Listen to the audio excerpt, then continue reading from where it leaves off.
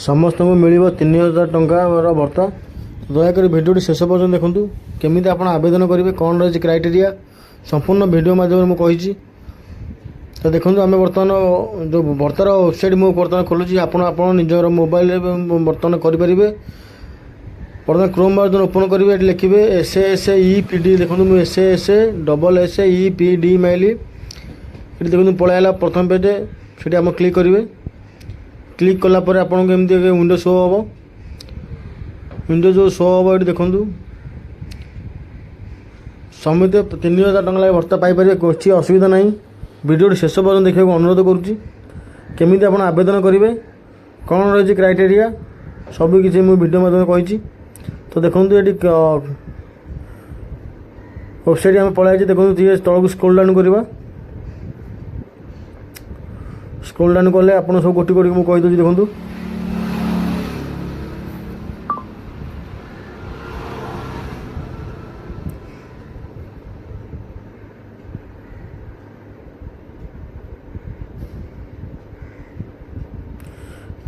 ये देखो SASEPD ओडिशा आसला हारी तौल स्क्रोल करेंगे टोटाल विवरण देखो दे दी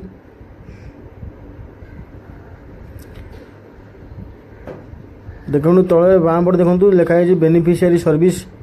तो आप से बेनिफिशियरी सर्विस उपर क्लिक करेंगे देखो बेनिफिशियरी सर्विस ये लिखाई पेंशन स्कीम ये पेंशन स्कीम रे ही सब किसी अच्छी देखो पेंशन स्कीम उपर आम बर्तमान क्लिक कली मुझे एक नुआ पेज को रिडायरेक्ट करदेला ये देखो आसला आमर चूज स्कीम कौ स्कीम आप बर्तमान आप्लाय करा चाहते आपणकर वार्धक्य भत्ता हो जदि स्त्री लोक अच्छा विधवा भत्ता हो तो ये सब स्कीम अच्छी देखो स्कीम अच्छी से स्कीम अनुसार आप पकई पारे जो मानकर 60 वर्ष बयस अधिक हो ओल्ड एज रे पकेबे आ जो मानकर विधवा अच्छा लोक स्त्री लोक अच्छा तो अच्छी सब क्राइटेरिया अच्छी तो सेठी सब ऑप्शन अच्छी तो मैं आपको गोटे गोटे कहीदे जदि आप ट्रैक करा चाहते आप पूर्व पकई आप ट्रैक करेंगे आप आधार नंबर देकी आपणकर जन्म तारीख देकी देखो ये पलि आसला 4टी बर्तमान चारोटी जो अच्छी आम भत्ता तो स्कीम देखो 4 प्रकार स्कीम अच्छी गोटे मधुबाबू पेंशन योजना नेशनल सोशल असिस्टेंस प्रोग्राम देखो फ्री लैपटॉप डिस्ट्रीब्यूशन आ गोटे अच्छी बाणी श्री स्कॉलरशिप सब भितर अच्छी सरकार अधीन जाऊँगी देखो ये आम मधुबाबू पेंशन योजना पर क्लिक कले ये आप प्रोसीड करेंगे देखो तले मझे लिखाई प्रोसीड यही प्रोसीड उपर आप क्लिक कले आपको आउ गोटे पेज खोली देखो ये पलि आसला पेंशन टाइप ये देखो मुझे कही पेंशन टाइप आप कौन पकड़ चाहते विधवा भत्ता हो आपणकर ओल्ड एज हो सबकि मुझे कही देखूँ ये आम पेंशन टाइप चूज करेंगे पेंशन टाइपटा मन रखते पकेला बेले सब बेले ठीक ठीक तथ्य देवे जमारू भी स्किप करूँ ना ना जानीपारे भूल तथ्य देवे देखो ये लिखाई पेंशन टाइप उपर क्लिक करवा देखो मुझे कही आपको 4टी स्कीम रही ओल्ड एज पेंशन जो मानकर 60 वर्ष बयस ऊपर पकेबे विडो पेंशन जोटा मुझे कहती विधवा पेंशन जोटा कहती विधवा भत्ता जोटा कहती सीटा जो विडो पेंशन डिजाबिलिटी पेंशन जोटा आमर हैंडिक्याप अच्छा विकलांग जो मैंने डिजाबिलिटी पेंशन आवेदन कर तले देखते केस ऑफ लेपर्सी पेसेंट जो मैंने लेपर्सी अच्छा तो से तले बर्तमान आप्लाय करेंगे देखो ये गोटी गोटी मुझे कहीदे ये आपणकर ना देदेवे ये तले आप डेट ऑफ बर्थ देवे देखो नेम अच्छी तुम आधार कार्ड जेकोसी जो ना अच्छी पर्टिकुलर से ही ना आप क्लिक करेंगे तले आप फादर हो जदि बहित स्त्री लोक होते तो से स्वामी नाम लिखे देखो सब ये मुझे कहीदे गोटी गोटी ये फादर कि स्पाउस ना लिखे डेट ऑफ बर्थ देवे आधार कार्ड जो डेट ऑफ बर्थ से देवा पड़ो देखो आधार ये गोटे इंपोर्टाट कथा कहूँ जो मानकर आधार 60 वर्ष होती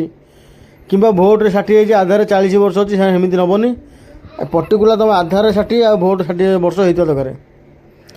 सेमती नौ नहीं। तो देखो ये एज प्रूफ जोटा आपंकर एज प्रूफ हो कौटा आप भोट कार्ड रोटे एज प्रूफ बाहर से भोटर कार्ड गोटे एज प्रूफ लोड करके आप सबमिट करेंगे। और आधार भी सेमती आप फाइल कर सबमिट करेंगे। मोबाइल नंबर ये आपंकर कंपलसरी रोचे डिस्ट्रिक्ट सिलेक्शन करेंगे। डिस्ट्रिक्ट सिलेक्शन कलापर ये आप फोटो मांगे आप पासपोर्ट फोटो देवे देखो डिस्ट्रिक्ट सिलेक्शन कर दिया हे। ये आपंकर पासपोर्ट साइज फोटो निहाती आवश्यक फोटो देदेले ये अपलोड इमेज करेंगे। अपलोड इमेज ऊपर क्लिक करेंगे। अपलोड इमेज ऊपर क्लिक कलापर ये देखो आसो सब डिविजन आपंकर सब डिविजन गोटा देवे। आड्रेस टाइप कौ आड्रेस आप देखूँ सब अर्बान रूराल